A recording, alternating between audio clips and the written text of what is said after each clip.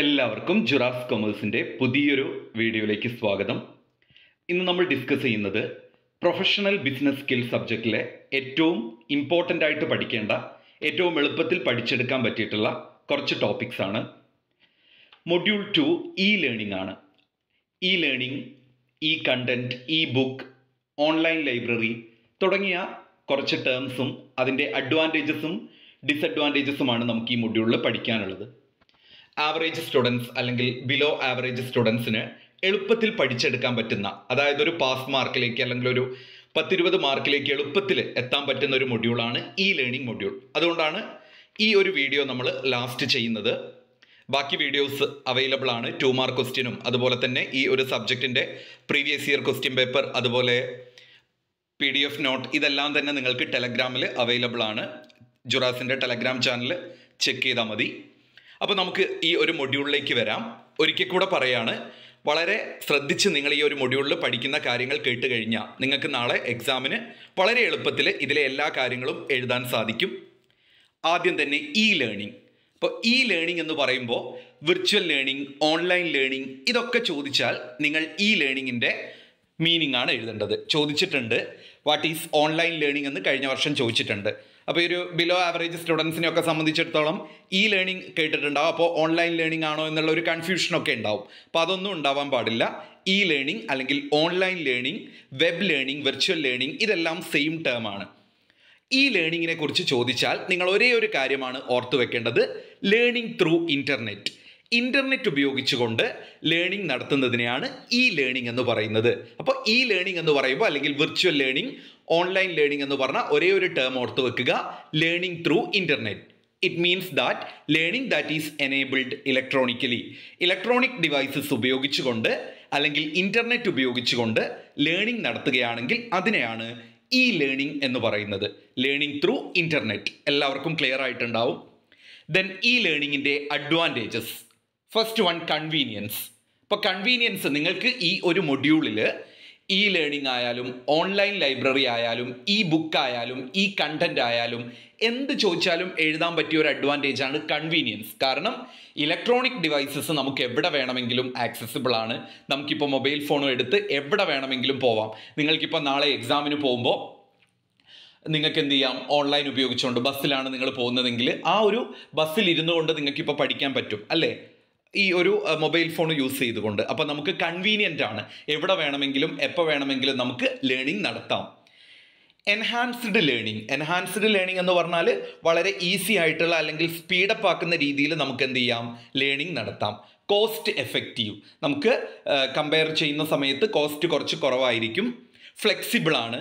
അതുപോലെ ഇൻറ്ററാക്ഷൻ, നമുക്ക് ഇൻറ്ററാക്ട് ചെയ്ത്, ഈ ലേണിംഗ് എന്നൊക്കെ പറയുമ്പോൾ നമുക്ക് എന്ത് ചെയ്യാം? ഇൻറ്ററാക്ട് ചെയ്തും കൂടെ ലേൺ ചെയ്യാം. അതുപോലെ മിനിമൈസ്ഡ് ഫിസിക്കൽ റിസോഴ്സസ്. നമുക്ക് പെന്ന്, ബുക്ക് ഇത്തരത്തിലുള്ള റിസോഴ്സസ് ഒന്നും ആവശ്യമില്ല. Easy access to resources. ഓരോ സൈറ്റിൽ കയറി കഴിഞ്ഞാൽ നമുക്ക് വളരെ എളുപ്പത്തിൽ നമുക്ക് വേണ്ടുന്ന മെറ്റീരിയൽസ് അല്ലെങ്കിൽ റിസോഴ്സസ് ആക്സസ് ചെയ്യാം അല്ലേ. നിങ്ങൾക്കിപ്പോൾ ഒരു സബ്ജക്റ്റിൻ്റെ നോട്ട് ആവശ്യമാണെങ്കിൽ ജുറാസിൻ്റെ ടെലഗ്രാം ചാനലിൽ ജോയിൻ ചെയ്ത് നിങ്ങളുടെ BCom BBA സബ്ജക്റ്റുകൾ അവൈലബിൾ ആണ്. അതുപോലെ അത് നിങ്ങൾക്ക് വളരെ ഈസി, ഫ്രീ ഓഫ് കോസ്റ്റിന് ഈസി ആയിട്ട് അവൈലബിൾ ആണ്. Then multimedia based resources. അപ്പോൾ നമുക്ക് ഓൺലൈൻ ലേണിംഗ് എന്നൊക്കെ പറയുമ്പോൾ മൾട്ടിമീഡിയ ഒക്കെ ഉപയോഗിച്ചുകൊണ്ട് ഗ്രാഫിക്സ്, ഡിസൈൻസ് ഇതെല്ലാം നമുക്ക് യൂസ് ചെയ്യാം. അപ്പോൾ ഇതാണ് ഈ ലേണിങ്ങിൻ്റെ അഡ്വാൻറ്റേജ്. അപ്പോൾ ഒരിക്കൽ കൂടെ പറയാണ്, learning through internet or electronic devices, അതിനെയാണ് ഇ ലേണിംഗ് എന്ന് പറയുന്നത്. അത് കൺവീനിയൻ്റ് ആണ്, എൻഹാൻസ്ഡ് ലേണിംഗ് ആണ്, കോസ്റ്റ് എഫക്റ്റീവ് ആണ്, ഇൻട്രാക്ഷൻ, ഫ്ലെക്സിബിലിറ്റി ഇതൊക്കെ ഒന്ന് ഓർത്ത് വെക്കുക. ദെൻ അതിൻ്റെ ഡിസഡ്വാൻറ്റേജസ് ഒന്ന്, ഐസൊലേഷൻ. നമ്മൾ ഒറ്റപ്പെട്ടു പോകും. അതായത് വെറും ഒരു മൊബൈൽ ഫോണിലോ അല്ലെങ്കിൽ ലാപ്ടോപ്പിലോ കമ്പ്യൂട്ടറിലോ അതിൽ മാത്രം നമ്മുടെ ലോകം ഒതുങ്ങിപ്പോവും. മറ്റുള്ളവരുമായിട്ട് സമ്പർക്കം പുലർത്താനോ അല്ലെങ്കിൽ ക്ലാസ് റൂമുകളിൽ പോയിട്ട് പഠിക്കാനോ അത്തരത്തിലുള്ള അവസരങ്ങൾ കുറയും. നമ്മൾ വെറും ഒരു മൊബൈൽ ഫോണിൻ്റെ മൊബൈൽ ഫോണിൻ്റെ സ്ക്രീനിനുള്ളിൽ മാത്രം നമ്മുടെ കഴിവുകളും എല്ലാം തന്നെ ഒതുങ്ങിപ്പോവും. അതാണ് ഐസൊലേഷൻ. Less effective. എത്രയൊക്കെ പറഞ്ഞാലും നമ്മളൊരു ക്ലാസ് റൂമിൽ പോയിട്ട് ലേൺ ചെയ്യുന്നതിൻ്റെ അത്ര ഓൺലൈൻ ക്ലാസ്സുകൾ എഫക്റ്റീവ് ആയിരിക്കില്ല. ഹെൽത്ത് റിലേറ്റഡ് പ്രോബ്ലം അല്ലെങ്കിൽ ഹെൽത്ത് ഇഷ്യൂസ് എന്ന് എഴുതിയാൽ മതി നിങ്ങൾ. ഈ ലേണിങ്ങിൻ്റെ ഒരു ഡിസഡ്വാൻറ്റേജ് ആണ് ഹെൽത്ത് ഇഷ്യൂ. മുഴുവൻ സമയവും നമ്മളിങ്ങനെ സ്ക്രീനിലേക്ക് നോക്കിക്കഴിഞ്ഞാൽ നമുക്ക് അല്ലേ, കണ്ണ് സംബന്ധമായിട്ടുള്ള അസുഖങ്ങൾ വരും അല്ലേ, അതേപോലെ തന്നെ നമുക്ക് മറ്റു തരത്തിലുള്ള ഹെൽത്ത് ഇഷ്യൂസ് വരും. തുടർച്ചയായി കമ്പ്യൂട്ടറിന് മുമ്പിൽ ഇരുന്ന് കഴിഞ്ഞാൽ ബാക്ക് പെയിൻ വരാനുള്ള സാധ്യതയുണ്ട്. അത്തരത്തിലുള്ള ഹെൽത്ത് ഇഷ്യൂസ് ഉണ്ടാവും. Greater chance of malpractices, പലതരത്തിലുള്ള മാൽ പ്രാക്ടീസസും മാനിപ്പുലേഷൻസും കള്ളത്തരങ്ങളും ഒക്കെ നടക്കാനുള്ള സാധ്യതയുണ്ട്. Not suitable for all disciplines, എല്ലാ ഡിസിപ്ലിൻസിലും എല്ലാ സബ്ജക്റ്റിനും എന്ത് സാധ്യമല്ല, ഈ ലേണിംഗ് സാധ്യമല്ല. ചിലതൊക്കെ നമ്മൾ നേരിട്ട് കണ്ടും അല്ലെങ്കിൽ അനുഭവിച്ചും നേരിട്ടൊരു ക്ലാസ് റൂമിൽ പോയിട്ടും എല്ലാം തന്നെ മനസ്സിലാക്കി എടുക്കേണ്ടതായിരിക്കും. അത്തരം കേസസിൽ നമുക്ക് എന്ത് സാധ്യമാകില്ല, ഓൺലൈൻ ക്ലാസ്സസ് സാധ്യമാവില്ല. Negative effect on communication, communication issues എന്ന് എഴുതിയാൽ മതി നിങ്ങൾ.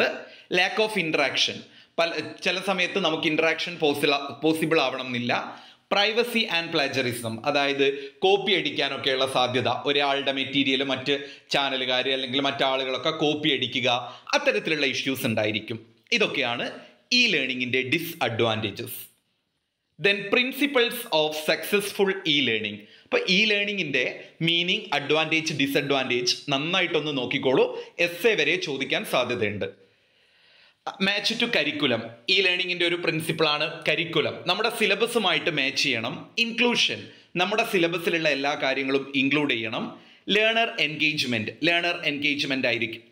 ഇന്നോവേറ്റീവ് അപ്രോച്ച് ആയിരിക്കണം. എഫക്റ്റീവ് ലേണിംഗ്, ഫോർമേറ്റീവ് അസസ്മെൻറ്റ്, ഒരു രൂപീകരണപരമായിട്ടുള്ള ഒരു വിലയിരുത്തൽ ഉണ്ടായിരിക്കണം. സമ്മേറ്റീവ് അസസ്മെൻ്റ് ആയിരിക്കണം, ഒരു സംഗ്രഹാത്മകമായ ഒരു വിലയിരുത്തൽ ഉണ്ടായിരിക്കണം. കൊഹറൻസ്, പരസ്പര ബന്ധമുള്ളതായിരിക്കണം. കൺസിസ്റ്റൻ്റ് ആയിരിക്കണം. ട്രാൻസ്പെറൻ്റ് ആയിരിക്കണം. ഈസ് ഓഫ് യൂസ്, ഉപയോഗിക്കാൻ എളുപ്പമുള്ളതായിരിക്കണം. കോസ്റ്റ് എഫക്റ്റീവ്നെസ്, അതായത് കോസ്റ്റ് കുറഞ്ഞിട്ടുള്ള ഓൺലൈൻ ആക്സസിബിലിറ്റി ആയിരിക്കണം. ഇതൊക്കെയാണ് ഈ ലേണിങ്ങിൻ്റെ സക്സസ്ഫുൾ പ്രിൻസിപ്പിൾസ്. അപ്പം നമ്മളിവിടെ ആദ്യത്തെ ടോപ്പിക്ക് ഡിസ്കസ് ചെയ്ത് കഴിഞ്ഞു.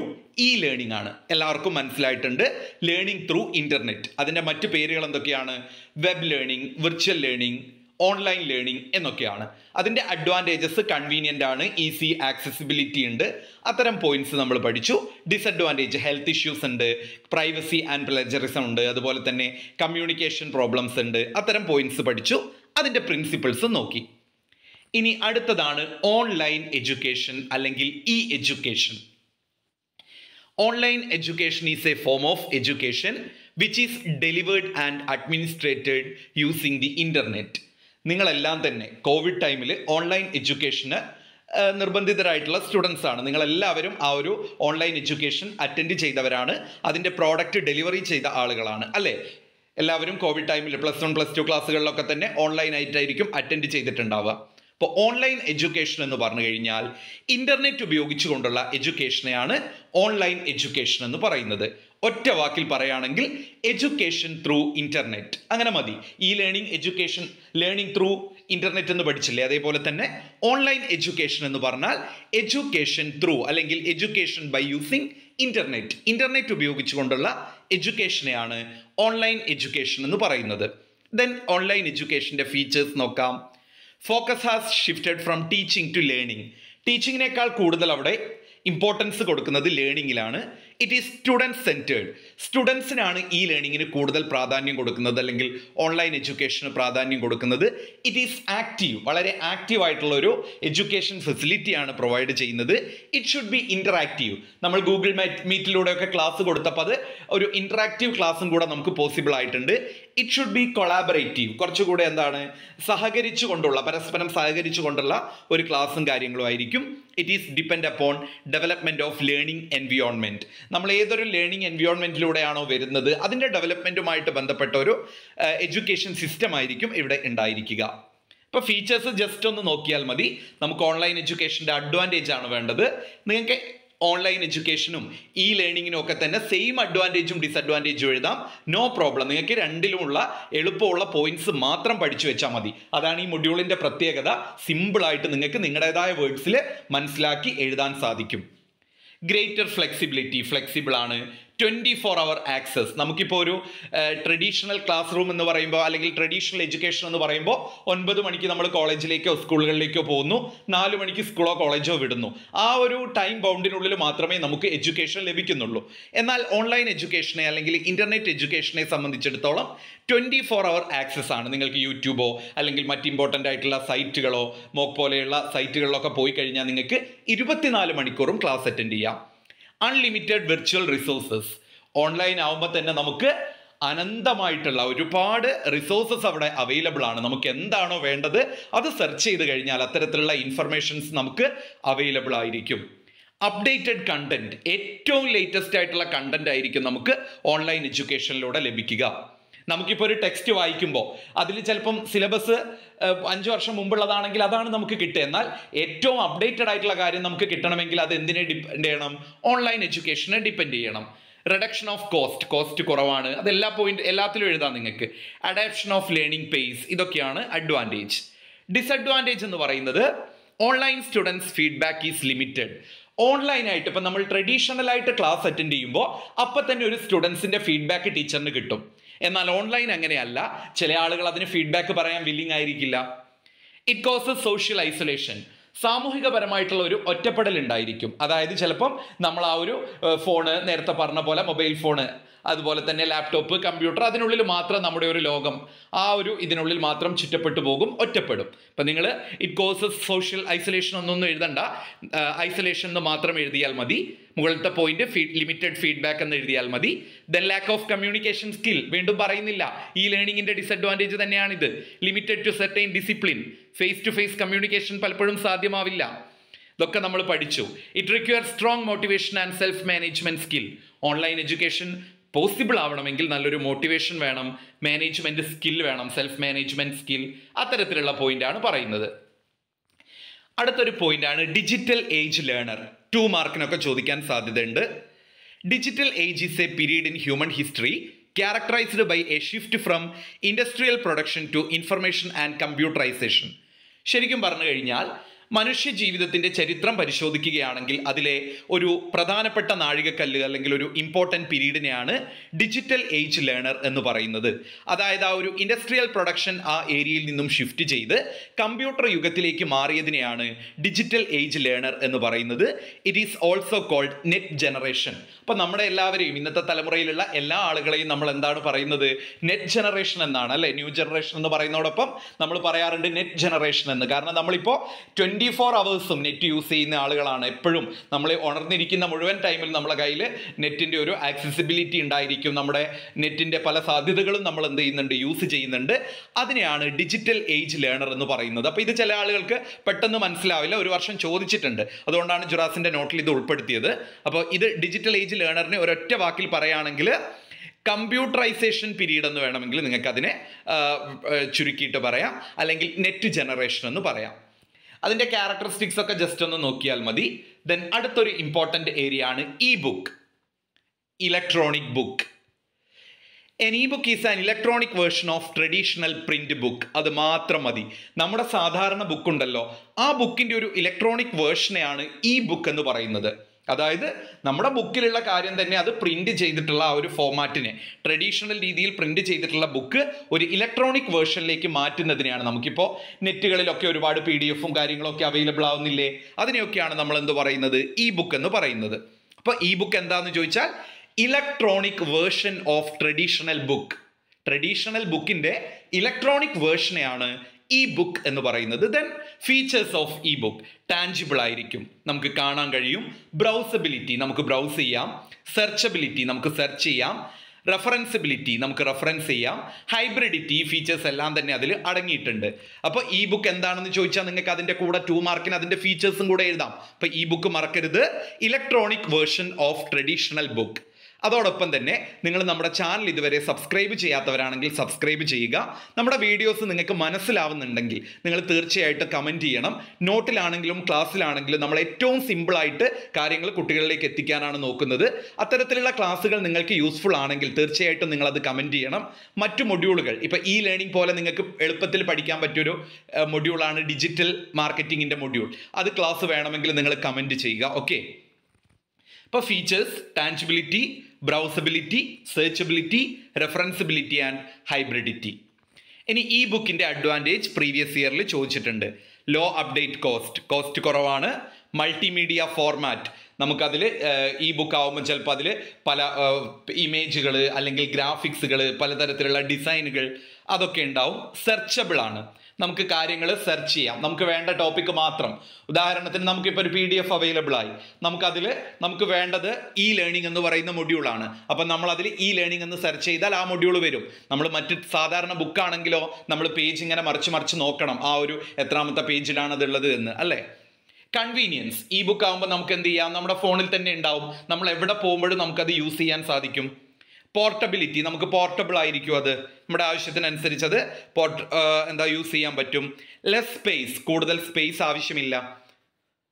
പ്രിന്റ് ഓൺ ഡിമാൻഡ്, നമുക്ക് ഡിമാൻഡിനനുസരിച്ച് പ്രിന്റ് എടുത്ത് വെക്കാം, അല്ലേ? നമുക്ക് ആവശ്യമുണ്ട്. ഇപ്പോൾ പല കുട്ടികളും പറയാറുണ്ട്, നമുക്ക് നേരത്തെ ജുറാസിൻ്റെ നോട്ട് ടെലഗ്രാമിൽ തരണം, പ്രിന്റ് എടുത്ത് പഠിക്കാൻ വേണ്ടിയിട്ടാണെന്നൊക്കെ. അപ്പോൾ അത് പ്രിന്റ് എടുത്ത് വെക്കാൻ നമുക്ക് നമ്മുടെ താല്പര്യത്തിനും സൗകര്യത്തിനും അനുസരിച്ച് ചെയ്യാം. ഇൻട്രാക്റ്റീവ് ആണ്, പേഴ്സണലൈസേഷൻ.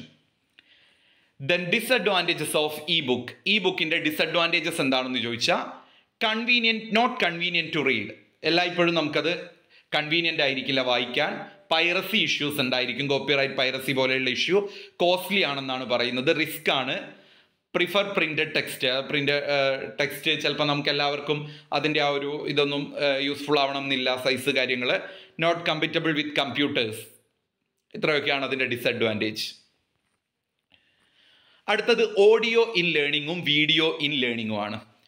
വീഡിയോ ഇൻ ലേണിംഗ് ഒക്കെ ചോദിച്ചിട്ടുണ്ട്, അതുകൊണ്ട് സ്കിപ്പ് ചെയ്യരുത്. ഓഡിയോ ഇൻ ലേണിംഗ് എന്ന് പറഞ്ഞാൽ anything related to sound in terms of receiving, transmitting or reproducing or it specific frequency. അപ്പോൾ ഓഡിയോ ഇൻ ലേണിംഗ് എന്നൊക്കെ പറയുമ്പോൾ നമ്മൾ ഓഡിയോ ഉപയോഗിച്ചുകൊണ്ട് ലേൺ ചെയ്യുന്നതിനെയാണ് ഓഡിയോ ഇൻ ലേണിംഗ് എന്ന് പറയുന്നത്. വേണമെങ്കിൽ നിങ്ങൾക്ക് അതിന് സിമ്പിളായിട്ട് learn or receiving data through sound അങ്ങനെയൊക്കെ എഴുതിയാൽ മതി, അല്ലെങ്കിൽ ഓഡിയോ എന്നൊക്കെ എഴുതിയാൽ മതി.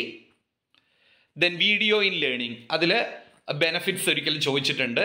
More engaging, easy understanding, easy storage, better learning experience, encourage discussion ഒക്കെയാണ്. വീഡിയോ ഫോർമാറ്റ് എന്ന് പറയുമ്പോൾ വെബ് കോൺഫറൻസിംഗ് ഉണ്ട്, യൂട്യൂബ് ഉണ്ട്, വെബ് ക്യാം ഉണ്ട്, ഇതൊക്കെയാണ്. ഇനി അടുത്തൊരു ഇമ്പോർട്ടൻറ്റ് ടോപ്പിക്കാണ് ഈ കണ്ടന്റ്. ഈ കണ്ടന്റ് ഡെവലപ്മെൻറ്റ് എന്താണെന്നും ഒരിക്കൽ ചോദിച്ചിട്ടുണ്ട് പ്രീവിയസ് ഇയറിൽ. രണ്ടും സെയിം ആണ്. ഈ content refers to content or information delivered over internet, അങ്ങനെ മതി. ഈ കണ്ടന്റ് എന്ന് പറഞ്ഞാൽ നമ്മൾ ഇ ലേണിങ്ങും ഓൺലൈൻ എഡ്യൂക്കേഷനും പഠിച്ച പോലെ തന്നെ ഓൺലൈൻ കണ്ടന്റ് അല്ലെങ്കിൽ ഈ കണ്ടന്റ് എന്ന് പറഞ്ഞു കഴിഞ്ഞാൽ ഓൺലൈൻ ഉപയോഗിച്ചുകൊണ്ട് നമ്മൾ കണ്ടന്റ് അല്ലെങ്കിൽ ഇൻഫർമേഷൻ ഡെലിവറി ചെയ്യുന്നതിനെയാണ് ഈ കണ്ടന്റ് എന്ന് പറയുന്നത്. അതിൻ്റെ ഫീച്ചേഴ്സ് ടെക്നോളജിക്കലി ഫ്രണ്ട്ലി ആണ്, ഈസി നാവിഗേഷൻ ആണ്, ലേണർ സെൻട്രിക് ആണ്, ടീച്ചർ ഫ്രണ്ട്ലി ആണ് എന്നൊക്കെയാണ് പറയുന്നത്. ഈ കണ്ടന്റിൻ്റെ ഫോർമാറ്റ് ടെക്സ്റ്റ് രൂപത്തിൽ, picture, video, sound, animation, simulation എന്ന് പറഞ്ഞാൽ റിയൽ ലൈഫ് മോഡൽസിൻ്റെ ഒരു റിപ്ലിക്കേഷനാണ്. ദെൻ പ്രസൻറ്റേഷൻ, ഇതൊക്കെയാണ് ഈ കണ്ടന്റിൽ വരുന്നത്. അപ്പോൾ ഈ കണ്ടന്റ് എന്താണെന്ന് ചോദിച്ചു കഴിഞ്ഞാൽ നിങ്ങൾക്ക് എഴുതാം content or information delivered through internet എന്ന്. അതോടൊപ്പം അതിൻ്റെ ഫോംസും കൂടി എഴുതാം. ഫോംസ് മാത്രമല്ല, ഒരു വർഷം what are the elements of ഈ കണ്ടന്റ് എന്ന് ചോദിച്ചിട്ടുണ്ട്. ഈ ഫോംസിനെയാണ് എലമെൻറ്റ്സ് എന്ന് പറയുന്നത്. Text, picture, video, sound, animation, simulation and presentation. Advantage എന്ന് പറയുന്നത് ജസ്റ്റ് ഒന്ന് നോക്കി വെക്കുക. Then online libraries. Online library simply refers to online database of digital objects. It includes images, audio, video, documents, etc. Online library പല പേരുകളിൽ അറിയപ്പെടുന്നുണ്ട്. Internet library, digital collection, digital library എന്നൊക്കെ. അപ്പോൾ ലൈബ്രറി ബൈ യൂസിങ് ഇൻ്റർനെറ്റ് എന്ന് മതി online ലൈബ്രറിക്ക്. Advantage ഒക്കെ നമ്മൾ നേരത്തെ പറഞ്ഞത് തന്നെയാണ്. വൈഡ് വെറൈറ്റി കണ്ടന്റ് ഉണ്ട്, ലേറ്റസ്റ്റ് ആയിരിക്കും, അപ്ഡേറ്റഡ് ആയിരിക്കും, 24 hour സർവീസ് കിട്ടും, മൾട്ടിപ്പിൾ ആൻഡ് സൈമിൾട്ടേനിയസ് ആക്സസ്. എപ്പോൾ വേണമെങ്കിലും നമുക്ക് ഒന്നിലധികം കാര്യങ്ങൾ ഓൺലൈൻ ലൈബ്രറിയിൽ നിന്ന് നമുക്ക് എടുക്കാം. നമ്മളിപ്പോൾ ഒരു ട്രഡീഷണൽ നിങ്ങളുടെ കോളേജിലെ ലൈബ്രറിയിൽ തന്നെ പോയാൽ നിങ്ങൾക്ക് റെസ്ട്രിക്ഷൻ ഉണ്ടാവും, 5 ബുക്ക് മാത്രമേ ഒരു സ്റ്റുഡൻറ്റ് എടുക്കാൻ പാടുള്ളൂ എന്നൊക്കെ, അല്ലേ? പക്ഷെ ഓൺലൈൻ ലൈബ്രറി അങ്ങനെയല്ല.